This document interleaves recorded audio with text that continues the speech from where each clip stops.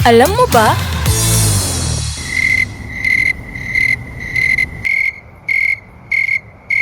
Kung ikaw ay nakatira sa probinsya, paniguradong gabi-gabi mong naririnig ang huni ng mga crickets o kuliglig sa Tagalog. Pero alam mo ba na bukod sa kanilang pagiging simpleng insekto, maaari mo rin palang mapakinabangan ang huni ng mga ito lalo na kung nais mong malaman ang kasalukuyang temperatura sa lugar mo.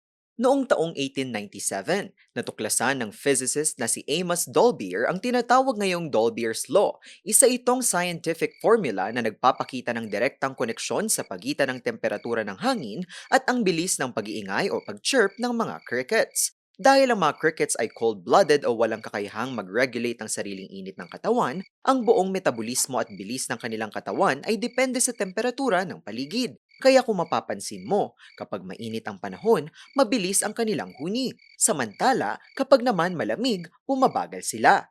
Heto ngayon ang nakamamangha. Subukan mong bilangin ang huni ng isang cricket sa loob ng 15 seconds. Kapag nakakuha ka halimbawa ng 25 chirps at nagdagdag ka ng constant number 40, ang total na 65 ay ang degrees Fahrenheit na kasalukuyang temperatura sa iyong paligid na katumbas ng around 18.3 degrees Celsius. Ang matalinong formula na ito ay ginagamit din sa mga kilalang agencies tulad ng National Oceanic and Atmospheric Administration ng Amerika dahil sa kanilang remarkable accuracy. Bagamat mas accurate ito sa mga tinatawag na snowy tree crickets, gumagana pa rin naman ito sa mga normal na field crickets sa Pilipinas para makuha ang estimated temperature sa lugar. Kaya sa susunod na mawalan kayo ng internet o masira ang inyong mga weather apps, huwag mangamba.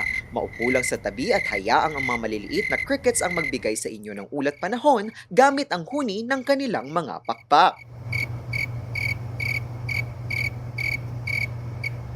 May trivia ba kayong nais malaman? I-comment na yan at ito ay aming aalamin. Ngayon, alam mo na!